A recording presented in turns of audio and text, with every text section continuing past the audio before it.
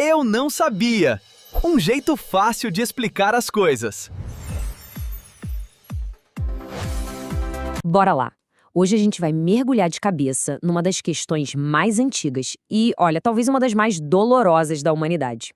É uma pergunta que fica ecoando, sabe, através dos séculos, em todas as culturas, em todas as crenças. É isso? Por que a gente sofre tanto? Por que existe tanta dor no mundo? Se existe alguma força maior, que é justa, que é boa, por que a vida é tão marcada por angústia, por perda, por sofrimento? Essa é a questão que, no fundo, atormenta e, ao mesmo tempo, une todo mundo.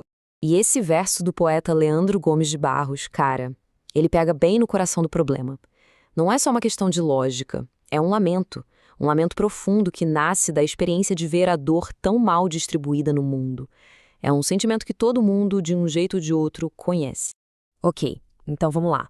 Saindo um pouco do sentimento e entrando mais na filosofia, essa angústia toda foi organizada, formalizada no que a gente conhece como o problema do mal. É bem aqui que a emoção vira um paradoxo, um quebra-cabeça que desafia a lógica, há milênios. Essa formulação aqui é clássica.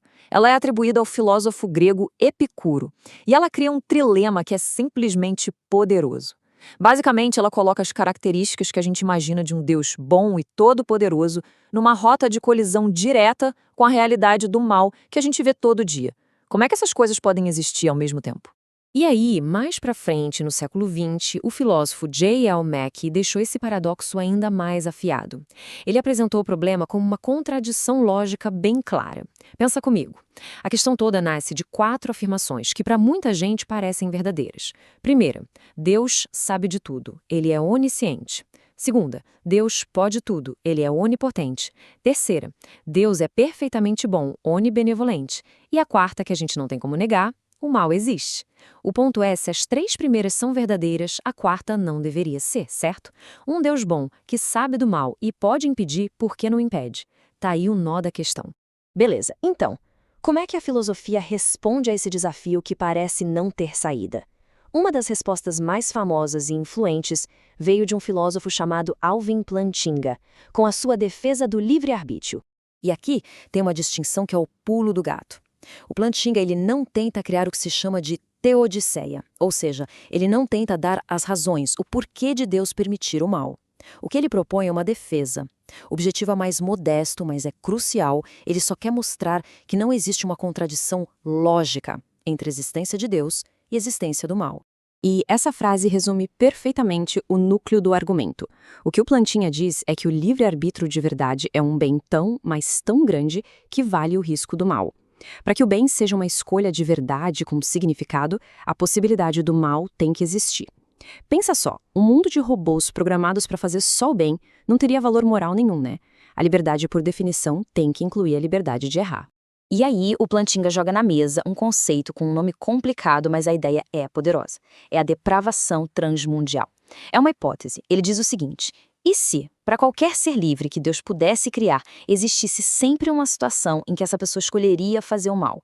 Não é que ele está dizendo que isso é verdade, mas que isso é uma possibilidade lógica. Então, o ponto central é este. Se essa tal de depravação transmundial for logicamente possível, então nem mesmo um ser onipotente conseguiria criar um mundo com liberdade de verdade e, ao mesmo tempo, garantir que ninguém nunca fizesse o mal. Ser onipotente não significa poder fazer o que é logicamente impossível, tipo criar um círculo quadrado, sabe? Certo. Agora que a gente explorou esse labirinto da lógica, vamos mudar um pouco a perspectiva. Saindo dessa filosofia mais analítica, existem outras tradições que olham para o sofrimento de um jeito diferente. Não como um problema sem solução, mas como parte de uma história muito, muito maior. Na perspectiva espírita, por exemplo, como foi codificada pelo Allan Kardec, o sofrimento está ligado diretamente com as nossas ações, através da lei de causa e efeito. Algumas dores que a gente sente são resultado de escolhas dessa vida mesmo, mas outras podem ser ecos de coisas que fizemos em vidas passadas, funcionando quase como um aprendizado para o espírito evoluir.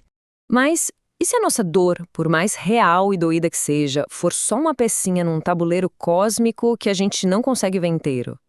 A história de Jó, lá na Bíblia, uma das mais antigas, sugere exatamente isso.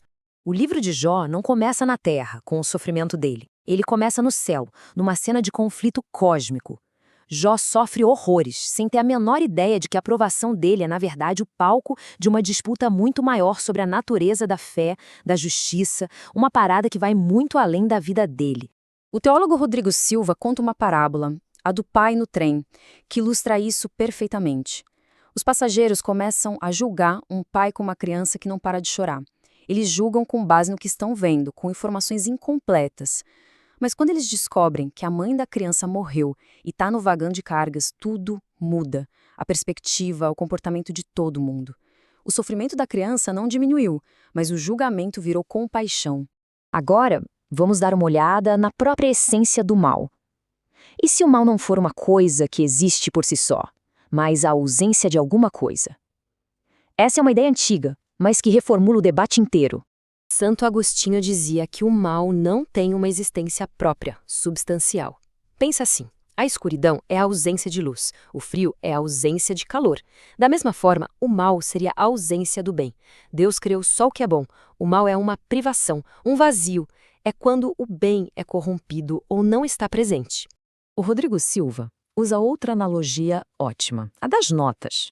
Imagina um professor que promete liberdade para os alunos darem notas de 0 a 10, mas depois ele queima todas as notas 0 e só apresenta as notas 10.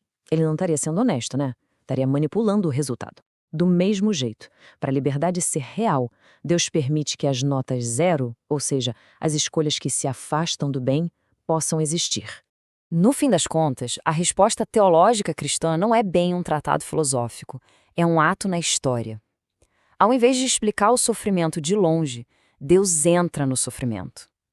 A imagem de Cristo na cruz não é para ser uma resposta lógica, mas uma resposta existencial, a de um Deus que participa da nossa dor.